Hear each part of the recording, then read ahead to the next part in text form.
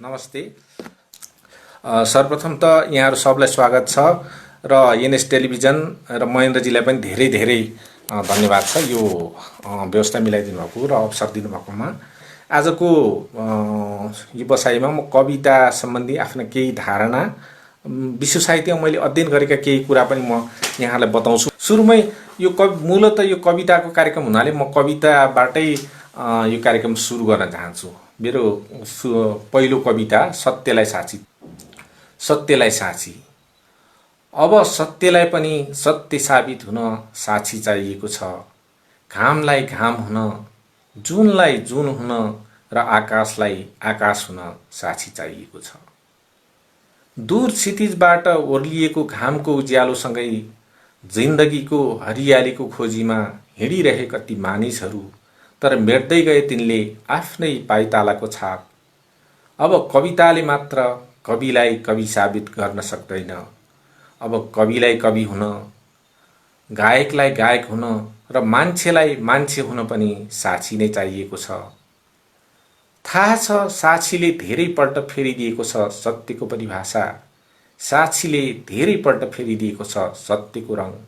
साक्षीकै कारण धेरैपल्ट बन्दी भएको छ सत्य।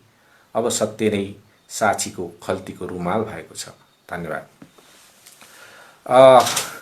म अघि भन्दै थिएँ कविताको मामलामा चाहिँ कार्ल मार्क्सले भनेको एउटा कुरो मलाई एकदमै मनपर्छ। कार्ल मार्क्सले कविताको सन्दर्भमा भनेको चाहिँ होइन, यद्यपि उनको एउटा यो प्रसिद्ध भनाइ हो। उनी भन्छन् समाजले बोल्ने भाषा सत्ताको भाषा हो, त्यसलाई परिवर्तन गर्ने क्रान्तिको सुरुवात हो भनेर भन्छन्। म आफू पनि कविताले के गर्नुपर्छ भन्ने मामला ठ्याक्कै यो मार्क्सको यो भनाइलाई मलाई चाहिँ जोड्नमा लाग्छ। कविताले समाज चाहिँ अधिकांश हाम्रो समाजमा अथवा विश्वमै पनि आम मानिसहरू चाहिँ कन्फर्मिस्ट नै हुन्छन्, एकदम परम्परागत विचारधाराका मान्छे हुन्छन्। कविताले कम्तीमा तिनीहरूको विचार परिवर्तन गर्ने भूमिका खेल्नुपर्छ जस्तो मलाई लाग्छ। कविताले ठुलै क्रान्ति गरिहाल्छ भन्ने होइन, तर तत्काल उनीहरूले जे सोचिरहेछन्, जे त्यो जड विचार छ, त्यो जड विचारलाई भत्काउने काम गर्छ जस्तो लाग्छ मार्क्सको भनाइ। यसकारण मलाई एकदमै महत्त्वपूर्ण लाग्छ। यो लकडाउनको बिचमा मैले चाहिँ अध्ययन मननका हिसाबले मेरो लागि एक हिसाबले फलदायी नै भयो जस्तो मलाई लाग्छ। यो बिचमा मैले चेखभ र मोपासाका कथाहरू अधिकांश पढेँ। त्यो तपाईँहरूलाई पनि म पढ्न सिफारिस गर्छु। उनले चेखभ र मोपासा दुवैको कथा चाहिँ online/literature.com त्यहाँ खोज्नु भयो भने तपाईँहरूले पनि अलमोस्ट तपाईँ त्यहाँ पढ्न पाउनुहुन्छ। चेखभका विश्वप्रसिद्ध नाटकहरू जस्तो अङ्कल भान्या, चेरिज अर्किड, सिगुल जुन सामुद्रिक चरो भनिन्छ, अनि थ्री सिस्टर्स, ती नाटकहरू लगायत उनका 600 प्रसिद्ध कथाहरू त्यहाँ पढ्न पाइन्छ। त्यो मध्ये मैले एकदमै खुबै पढेको कथा चाहिँ एकदमै पहिलेदेखि पढे, एकदम मलाई मन परेको कथा एउटा छ। त्यो चाहिँ केमलिन भन्ने छ। केमलिन भन्ने त्यो नेपालीमा अनुवाद पनि भएको छ, सायद राजेन्द्र मास्केले अनुवाद गर्नुभएको छ। त्यो चाहिँ छेपारो शीर्षकमा अनुवाद भएको छ। मैले धेरै अगाडि पढेँ कथा। त्यो कथा के हो भन्ने कुरो त्यसले चाहिँ यो मान्छेको प्रवृत्तिलाई यति राम्रोसँग व्यक्त गरेको कथा बिरलै पाइन्छ जस्तो मलाई लाग्छ। अनि मैले अर्को चेखभकै अर्को खुब मन पराएको कथा त्यो चाहिँ अर्को त्यो मिसयुज भन्ने कथा छ। त्यो पनि अनुदित हो, त्यसको ठ्याक्कै अङ्ग्रेजी शीर्षक मैले अहिले बिर्सेँ। अर्को अनि मैले खुब पढेको त्यो एकदम खुब मन पराएको भालुते भन्ने कथा। तर मैले अहिले चर्चा गर्न खोजेको चाहिँ मिसयुज भन्ने त्यो कथाको बारे चर्चा गर्न खोजेको। त्यसमा चाहिँ एउटा चित्रकारको संस्मरणमा आधारित छ त्यो कथा। अनि त्यहाँ उसको त्यो चित्रकारको प्रेमिका छ, झेन्या भन्ने प्रेमिका छ। झेन्याको दिदी हुन्छ लिदा। लिदा र त्यो चित्रकारको चाहिँ सधैँ एकदम त्यो ठ्याक मिल्दैन, एकदम ग्रह नमिल्ने भनिन्छ नि, त्यस्तो खालको स्थिति हुन्छ।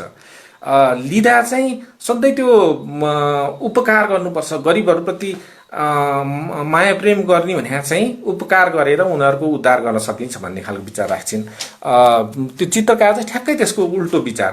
तपाईँ पहिला उनीहरूलाई स्वच्छ तरिकाले सोच्ने स्थिति निर्माण गरिदिनु। सबभन्दा उनीहरूको उद्धार, उनीहरूको मुक्ति त त्यसमा छ। तपाईँले अलिकति उपकार गरेर तपाईँले राहत दिएर उनीहरूको मुक्ति कदापि हुँदैन भन्छन् त्यो चित्रकारले। मलाई त्यो विचार चाहिँ यस्तो गजबको विचार लाग्यो। हामीले साँच्चीकै तल्लो वर्गको मुक्तिको कुरो गऱ्यो भने उनीहरूलाई कम्तीमा आफ्नै मुक्तिको बारे सोच्ने अलिकति फुर्सद त कम्तीमा दिनु पऱ्यो, त्यो त्यो व्यवस्था त बनाइदिनु पऱ्यो।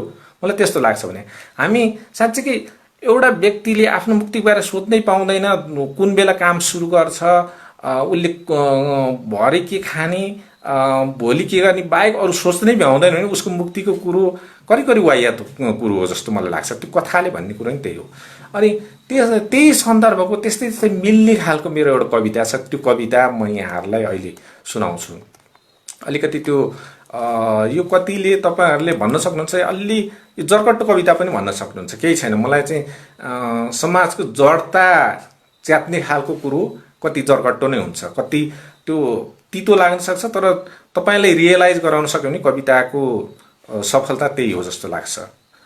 यो कविताको शीर्षक जरुरी कुरा, जो महेन्द्रजीले मेरो त्यो पोस्टरमा पनि अलिकति यसको पोर्सन राख्नुभएको थियो। त्यो कविता म यहाँलाई सुनाउँछु। जरुरी कुरा। मानिसहरूका बाणीबाट निस्कने फोहोर जस्तै यो देशमा धेरै धेरै छन् फजुल कुराहरू। केवल हावाको तरङ्गमा फरफराउने झण्डाको छैन कुनै प्रयोजन।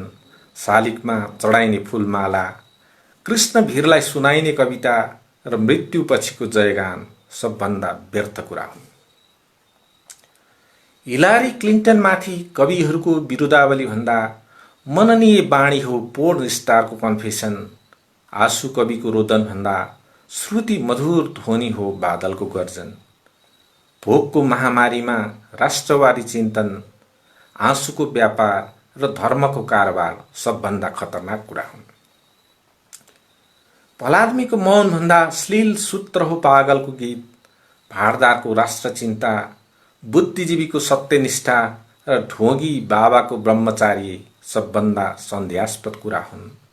तस्करको दान धर्म, सुदखोरको न्याय इंसाफ र अपराधीको अभयदान उस्तै कुरा हुन्।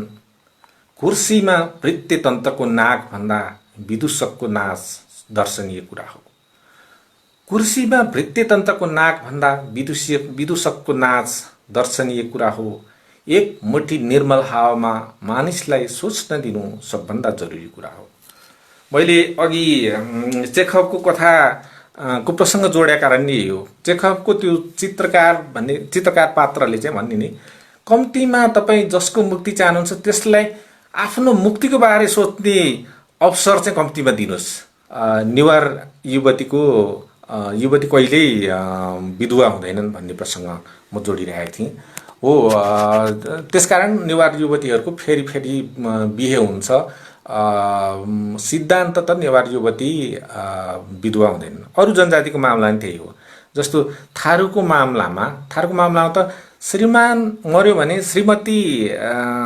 श्रीमतीले आफूलाई मन परेको पुरुष घरमै ल्याएर राख्न पाउने व्यवस्था समेत छ। त्यो यो हाम्रो नवीन विवास भन्ने एकजना साथी हुनुहुन्छ, उहाँले यो गजबको लेख लेख्नुभएको छ। तर यो खसारी संस्कृति चाहिँ बिस्तारै यति प्रभावी भएको छ, फेरि जनजातिहरूमा एकदमै प्रभावी भएर गएको देख्छु म। जस्तो अब नेवारहरूमै पनि नेवारहरू एकदम अब खसारी संस्कृति भयो। उनीहरूको छोरीचेली को श्रीमान मर्यो भने ऊ पनि अब आजीवन विधवा बस्ने परिस्थिति अब देखिन थालिसक्यो। अनि अर्को यो मगर समुदाय पनि विशेष गरेर यो 18 मगरातका, यो सायद भेरी पूर्वका हुनुपर्छ, 18 मगरातका मगरहरू त आफ्नो छुट्टै मगर संस्कृति नै छैन। अब उनीहरू पुरै हिन्दुवाइज भइसके। उनीहरूको आफ्नो संस्कृति, आफ्नो भाषा भन्ने नै गइसक्यो। अनि त्यो थारूहरूको जुन संस्कृतिको कुरो गरेको थिएँ अघि मैले, उनले आफ्नो श्रीमतीले श्रीमान ल्याउन सक्ने स्थितिसम्म छ भन्ने कुरो थियो। अब अहिले चाहिँ त्यसरी ल्याएको श्रीमान एकदम तिरस्कारको पात्र हुन्छ। उबाट जन्मिएको बच्चाहरू पनि एकदम तिरस्कृत हुने त्यो प्रवृत्ति रहेछ। त्यसले गर्दाखेरि एकदमै अब त्यो प्रवृत्ति हुँदै गएको रहेछ, डिस्करेज हुँदै गएको रहेछ। जबकि हामीले संस्कृति भने चाहिँ हामीले गर्व गर्न लायक संस्कृतिमा चाहिँ गर्व गर्नुपर्छ कुरो, त्यसमा शङ्कै भएन। जो कुसंस्कृति हो, त्यसलाई संस्कृति मानिरहनुहुन्न। कतिपय हाम्रा कवि साथीहरू देख्छु म, कवि साथीहरू चाहिँ कवि छु भनेर भन्छन्। उनीहरू चाहिँ अनि श्रीमतीलाई आज उहाँले खुट्टाको पानी खानुभयो, दिनभरि पानीसम्म खानु भएन, बेलुका खुट्टा पानी खाएर सुत्नुभयो, म एकदम उहाँले संस्कृति जोगाएकोमा म एकदम गौरवान्वित छु भनेर भन्नुहुन्छ। मलाई यति हाँसो उठ्छ, यस्ता मान्छेहरू पनि कवि हुन्छन् भन्ने सुन्दाखेरि अत्यन्त हाँसो उठ्छ। कवि भने चाहिँ कम्तीमा यो जड विचारलाई चाहिँ भत्काइदिने आँट नभएको कवि त के कवि हो, मलाई त्यस्तो लाग्छ। अब अलिकति गफ धेरै गरेँ, यो बिचमै फेरि अर्को एउटा कविता म वाचन गर्न जान्छु। अछुतको प्रेम गीत। मछुवारी भिरमाथि डाँडाको बतास जस्तै पारी छ मेरो मुटु। मछुवारी भिरमाथि डाँडाको बतास जस्तै पारी छ मेरो मुटु। जसरी पुरानो भित्तामा चल्छ खियाल आएको पुरानो घडी, ठिक त्यसरी नै चल्छ नयाँ संविधानमा सत्ताको रथ। त्यसरी नै तिम्रो नजरमा म अझै पिँढीभन्दा तल करजोरी गरिरहने उही पुरानै अछुत हुन्छु। हार्नेहरूको वीरता चाहिँ मेटिन्छ त्यहाँ मेरो आँसु पसिना र रगतको इतिहास। म मान्दिन प्रेमको संसारमा वर्णको कुनै भित्ता हुन्छ। एक बारको अमूल्य जुनीकै जोखिममा रोजेको हुँ मैले एक सवर्ण युवतीको प्यार। तर हरेक पटक प्रेमको आलिङ्गनमा मेरो कलिजाको मध्यभागमा रोपिन्छ जातको खञ्जर। मान्छेको निर्दोष रगत र अक्षेत प्रेमलाई जिउँदै जल्न नदिन अब त मसँगै छन् वर्णको प्रदूषित हावा र प्रेमको निषेधमा निसासिएका सहस्र मानिस। प्रेमको पवित्र सौन्दर्य शास्त्रले पनि भन्न सक्दैन मेरो पवित्र प्रेमलाई अपवित्र। यो देशको सर्वोच्च विधान रगतले सिंचेको यो भूमि, पसिनाको बुँद यो घाम, यी झुन तारा बतास र रुखपातले पनि युगमाथि तर्जनी औँला ठडाइसके। तर भोरको मन्द हावा चाहिँ मेरो हृदयमा नित्य ठोकिएको प्रेमको जवाफमा किन रोकिन्छ मलाई प्रेम नगरको प्रवेशद्वारमा। म प्रेमको अतुल गहिराईमा बोल्छु मौन भाषा, त्यसलाई तिमी तरवारले थुन्छौ। जवाफमा वाचाल छ मेरो मौन, जलाएर धर्मशास्त्रका पाना र उद्धरणहरू छाड्नु छ मैले यहाँ पवित्र प्रेमको डोब। दिनु छ युगलाई प्रेमको भाषामा एउटा बाफिलो जवाफ। यो देश सबैको फुलबारी हो भने मत्स्यवेदको प्रवेशद्वारमा तोड्नु छ मैले निषेधाज्ञा। यो देश सबैको फुलबारी हो भने मत्स्यवेदको प्रवेशद्वारमा तोड्नु छ मैले निषेधाज्ञा। म पनि त चाहन्छु यो दुखी दुनियाँमा नचलोस् आँधीहुरी। मेरो पवित्र प्यारको आकांक्षामा नखलबलियोस् कुनै रुखको जरा, नलागोस् कुनै वनमा डढेलो। तर दुनियाँमा कैयन यस्ता कुरा छन् जसलाई नजलाए यहाँ धेरैले जिउँदै जल्नुपर्छ। मछुवारी भिरमाथि डाँडाको बतास जस्तै पारी छ मेरो माया। धन्यवाद। यो अर्को कविता पनि मैले यहाँलाई सुनाएँ। म अर्को एउटा पनि कविता अलिकति यो फेरि जात व्यवस्थाको विरुद्धको अर्को एउटा कविता वाचन गर्छु। यो तपाईहरूले कतिले यसलाई गजल भन्लान्, मलाई चाहिँ यसको यो विधासँग त्यति उ छैन। यो गजल पनि कविताकै रूपमा म यसलाई प्रस्तुत गर्न चाहन्छु। अछुतको बात भनेर मैले लेखेको छु। अपवित्र मानिन्छ है अझै मेरो जात यहाँ, अपवित्र मानिन्छ है अझै एकान्त नै मेरो लागि सधैँ सधैँ साथ यहाँ। दिगो हुन्न सम्बन्ध यो भन्दै तिमी पर गयो, दिगो हुन्न सम्बन्ध यो भन्दै तिमी पर गयो। डालीबाट झरिगयो एउटा युवा पात यहाँ, एकान्त नै मेरा लागि सधैँ सधैँ साथ यहाँ। यो धरती यो आकाश यो हावा हो मेरो पनि, उस्तै किन लाग्छ मलाई अछुतको बात यहाँ। यो धरती यो आकाश यो हावा हो मेरो पनि, उसै किन लाग्छ मलाई अछुतको बात यहाँ।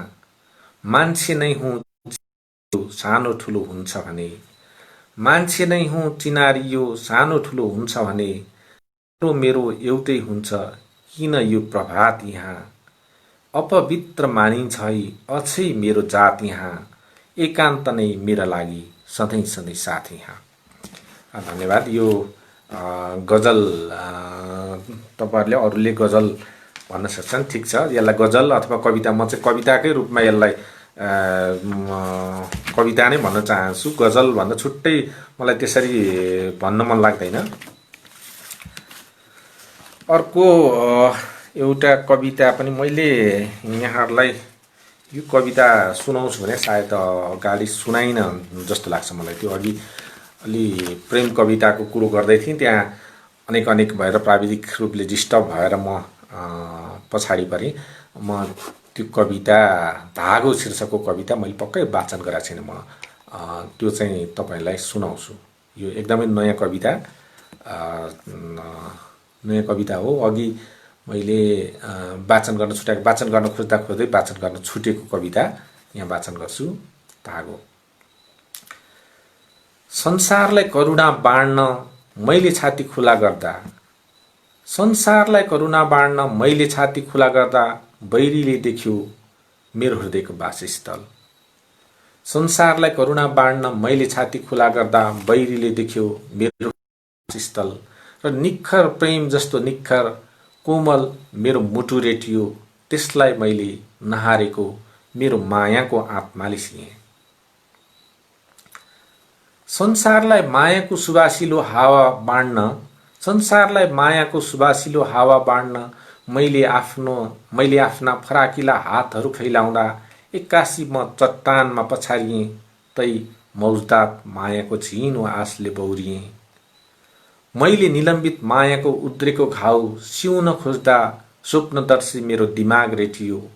मैले निलम्बित मायाको उद्रेको घाउ सिउन खोज्दा स्वप्नदर्शी मेरो दिमाग रेटियो, त्यसलाई मैले मेरो छैठौँ इन्द्रियको धागोले सिएँ। देउरालीमाथि निरन्तर आउने अर्को देउराली चाहिँ जिन्दगीको अविरल यात्रामा फेरि मेरो पाइताला रेटियो, त्यसलाई मैले मेरो हरियाली सपनाको नासोले सिएँ। यो कविता धागो शीर्षकको भर्खर मैले लेखेको कविता भर्खर यहाँहरूलाई सुनाएँ। तपाईँहरूसँग यसरी यो प्रत्यक्ष एक खालको यो सलिलक्कीमा चाहिँ यो के हो त तपाईँहरूले लेखेको यहाँ एक दुईवटा माथि भएको कमेन्ट चाहिँ म देखिरहेको छु। मा भन्दा कमेन्टको म पछाडि तपाईँलाई जवाफ दिउँला। म केही कवितामा र आफ्नो कुरामै केन्द्रित हुन चाहन्छु। म केही कविता अर्को यहाँ खोज्दैछु। यसबिचमा अर्को कविता यहाँ म खोलिरहेको छु। तपाईँहरूलाई सायद कतै यो के कसो लागिरहेको छ जस्तो मैले अगाडि बोलेँ, त्यो मैले बोलेको कुरामा तपाईँहरूले पूर्ण सहमति जनाउनुपर्छ भन्ने छैन। तपाईँको एकदम विमति राख्न सक्नुहुन्छ। यो म तपाईँको मतको एकदमै सम्मान गर्छु। मैले आफ्नो मत राखेँ, त्यो मत अब मैले राम्रोसँग त राख्न सकिनँ जस्तो लाग्छ, तर म आफ्नो कुरामा चाहिँ क्लियर छु जस्तो लाग्छ। मैले त्यो कतै लटरपटर जिब्रो चपाएर बोलिने जस्तो लाग्छ कम्तीमा। त्यसलाई मैले राम्रोसँग आर्टिकुलेट गर्न नसके पनि त्यस्तो भन्ने मलाई लाग्छ। तर तपाईँलाई विमति, तैँले भनेको यो कुरो गल्ती हो, यो मिल्दैन, समाजशास्त्री हिसाबले मिल्दैन, उसका हिसाबले मिल्दैन भन्ने तपाईँलाई लाग्छ भने मलाई कमेन्टमा लेखेर पठाउनु होला। म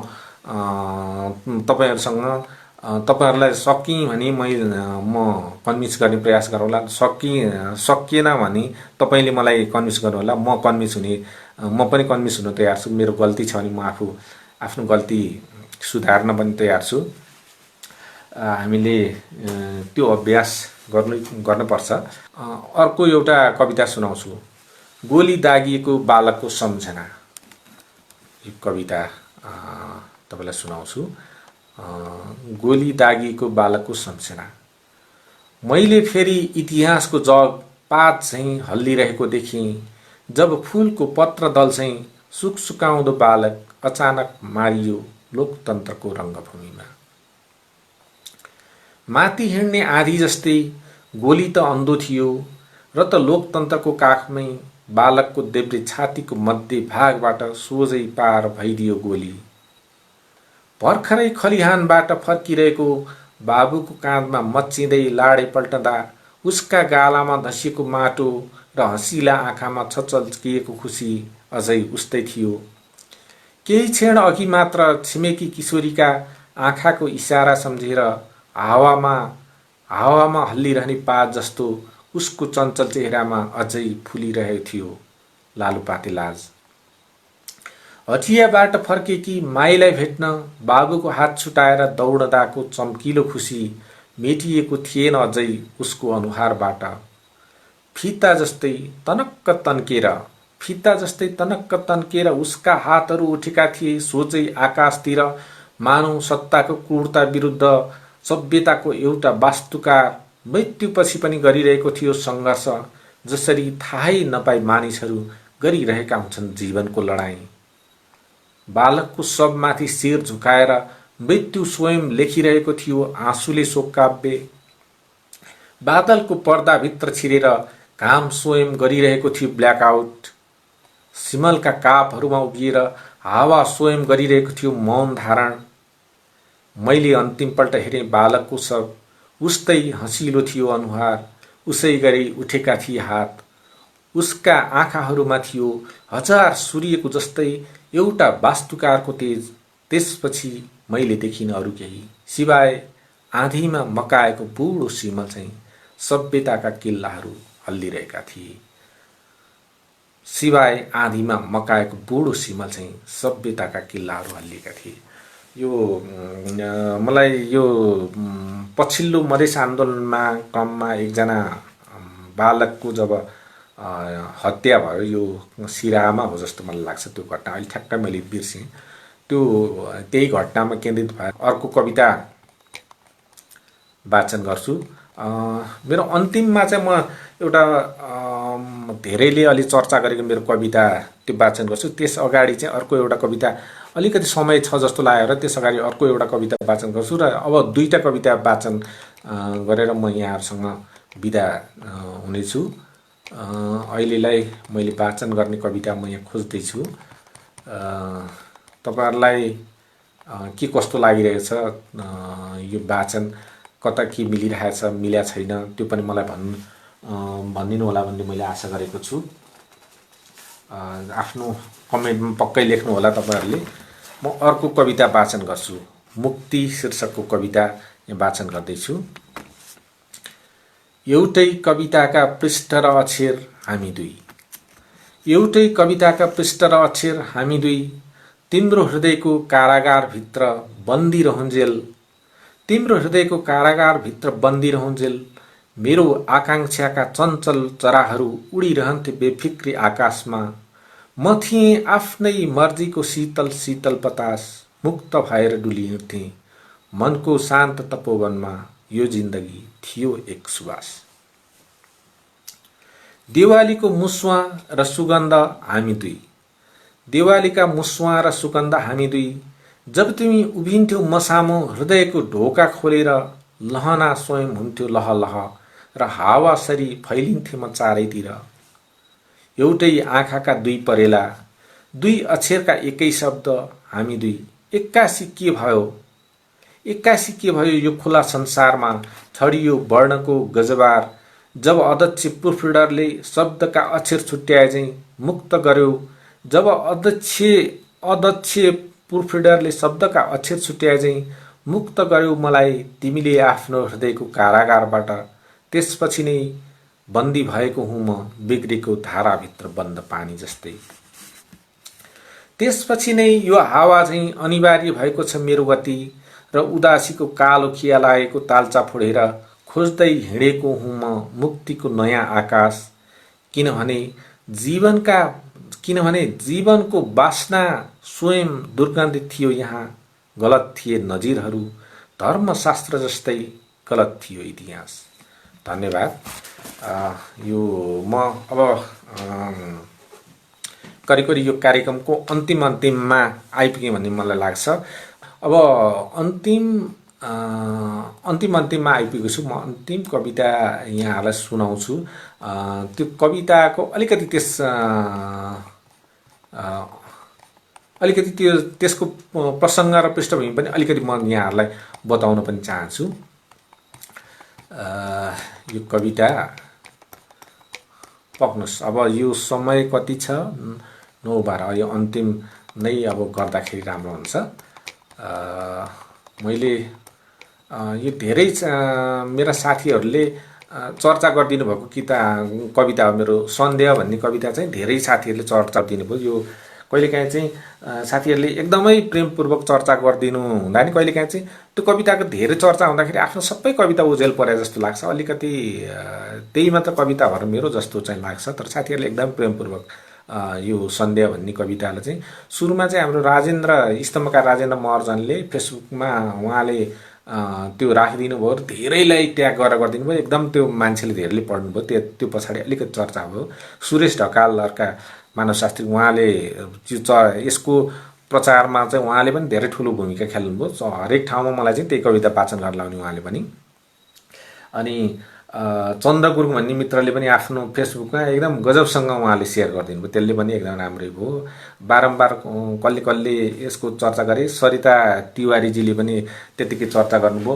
हाम्रो राजेन्द्र महर्जनले चाहिँ एउटा यो लोकतन्त्र र आजको मार्क्सवाद भन्ने चैतन्य मिश्रको किताब उहाँले सम्पादन गर्नुभएको छ। त्यो किताबमा सम्म त्यसको त्यो प्रिएम्बलको रूपमा मेरो यो कविता चाहिँ राखिदिनु भएको छ। यो एकचोटि यो देख्न पनि सक्नुहुन्छ। यो किताब लोकतन्त्र र यसमा राखिदिन्छ। एकदमै साथीहरूले प्रेमपूर्वक यो चर्चा गरिदिनु भएको। त्यो कविता भन्नु अगाडि चाहिँ मलाई लागेको कुरो चाहिँ बुद्धको एउटा प्रसङ्ग म भन्छु। बुद्ध चाहिँ कतै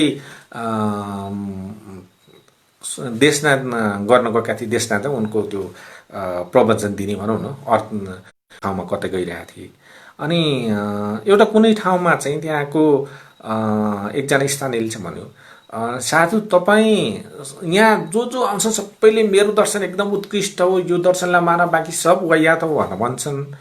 तपाईँ पनि त्यही भन्नुहुन्छ होला, हामीले कसो कुरो पत्याउनु भनेर त्यो व्यक्तिले सोध्यो। अनि बुद्धले चाहिँ भन्नुहुन्छ त्यो उसमा, हेर तिमीलाई यो कसैले राम्रो भन्दैमा पनि नपत्याऊ, यो पुराणमा ठुला किताबमा लेखेको छ भनेर पनि नपत्याऊ, तिम्रो ठुलो महान गुरु महान लेखक सबैले मानेको व्यक्तिले भनेको कुरो पनि नपत्याऊ, संसारले एकदमै यही सत्य, इभन मैले भनेको कुरो पनि पत्याउनु जरुरी छैन, मैले भनेको कुरो पनि नपत्याऊ, केवल तिम्रो त्यो आत्मज्ञानले जे ठिक लाग्छ त्यही कुरो चाहिँ मान, बाँकी कुरो सबैलाई चाहिँ परीक्षणमा राख भन्नुहुन्छ। अनि त्यो भएर उहाँको चाहिँ एउटा यो सन्देह गर भन्नुहुन्छ उहाँले। इभन मलाई म माथि नै सन्देह गर, सन्देहको अर्थ चाहिँ ठ्याक्कै त्यहाँ पुनः परीक्षण गरेर मात्र सत्य पत्ता लागु भने। मार्क्सले पनि भने त्यही हो, डाउट एभ्रिथिङ भन्नुहुन्छ मार्क्सले पनि। अनि त्यो कविता कता कता मलाई त्यो विचारले अलिकति प्रभावित पारे हो। यो बुद्धको त्यो विचार र मार्क्सको त्यो विचारले मलाई प्रभाव पार्यो। अब त्यो कविता अन्तिममा वाचन गरेर अनि म यहाँहरूबाट बिदा हुन चाहन्छु। सन्देह यो कविताको शीर्षक वाचन गर्छु। सन्देह। यी बादलका अनेक चित्रहरूले कोरेका सुन्दर कोलाजमाथि सन्देह गर। यी बादलका अनेक चित्रहरूले कोरेका सुन्दर कोलाजमाथि सन्देह गर। पानीका सुन्दर तालमा देखिने विविध रङको अस्तित्व र बादलका टुक्रा चाहिँ तिम्रो हातमा पर्न आएको हिउँको सौन्दर्यमाथि सन्देह गर। अखबार र टेलिभिजनका सनसनीपूर्ण समाचार, कविका फुलबुट्टे सुकिला कविता, मनको एक कुनालाई धक्का दिने बुद्धिजीवीको विचार र देशवासीका नाममा प्रधानमन्त्रीको सम्बोधनमाथि सन्देह गर। तिम्रा सम्मानित गुरुले मिठो भाषामा सुनाएका कथा, महान इतिहासकार लेखेको इतिहास र संसारका सर्वमान्य मूल्यहरूमाथि पनि सन्देह गर। पग्लँदै गएको हिउँ जस्तो युधिष्ठिरको सत्यनिष्ठा र अछुतो आकाश जस्तो अर्जुनको वीरतामाथि सन्देह गर। देवव्रतको भीष्म प्रतिज्ञा, दुर्योधनको दुष्टता अनि वेद र पुराणका तिलस्मी कथाहरूमाथि सन्देह गर। सुकरात, मार्क्स र गान्धी, डार्विन, फ्रायड र आइन्स्टाइन हुन् तिम्रै सहयात्री। सुकरात, मार्क्स र गान्धी, डार्विन, फ्रायड र आइन्स्टाइन हुन् केवल तिम्रै सहयात्री। पवित्र बाइबल, रामायण, महाभारत, धम्मोपदेश, त्रिपिटक र कुरान नै होइनन् अन्तिम सत्य। न ब्रह्म सत्य हो, न मिथ्या हो जगत। विष्णु, महेश्वर, श्रीराम, क्राइस्ट, कबीर, मुहम्मद र सन्देहको कुरा गर्ने बुद्धमाथि पनि सन्देह गर। आँगन जस्तो एकत्र संसारमा छैन कोही सन्देहको घेरा बाहिर, सन्देहको ईश्वर रच्ने मेरो यही कवितामाथि पनि सन्देह गर। आँगन जस्तो एकत्र संसारमा छैन कोही सन्देहको घेरा बाहिर, सन्देहको ईश्वर रच्ने मेरो यही कवितामाथि पनि सन्देह गर। म अविरल गर्छु सन्देह आफ्नै ब्रह्ममाथि पनि, जसरी माटोले हरेक पटक गर्छ आफ्नै गर्भमा रोपिएको सद्बीजको परीक्षा। धन्यवाद। म करिब 1 घन्टा, ठ्याक्कै 1 घन्टा, माझमा केही डिस्टर्ब भएको समय बाहेक म 1 घन्टा यहाँहरूसँग रहेँ। माझमा केही डिस्टर्बहरू भए, त्यसको लागि त मैले अघिदेखि नै यहाँहरूसँग क्षमा मागेकै छु। यहाँहरूले जे जतिले मलाई सुनिदिनु भयो, यहाँ तपाईँहरूको के कसो टिप्पणी पनि आएको छ, त्यो टिप्पणी पनि म पढ्छु। त्यो टिप्पणी गर्ने सबै साथीहरूलाई पनि धन्यवाद। मलाई मेरो यो कार्यक्रमलाई प्रत्यक्ष हेरेर मलाई साथ दिनुहुने सबै साथीहरूलाई पनि धन्यवाद। अनि यो एनएस टेलिभिजनले साहित्यको पक्षमा गरेको यो अभियानलाई त म धेरै धेरै धन्यवाद दिन्छु। यसका मूल नायक महेन्द्र ओझाजीलाई त धेरै धेरै साधुवाद छ। र अन्त्यमा फेरि पनि तपाईँहरूलाई हार्दिक धन्यवाद भन्दै यो कार्यक्रम यहीँ सकाएको घोषणा गर्छु। धन्यवाद। नमस्कार। जोजलबा।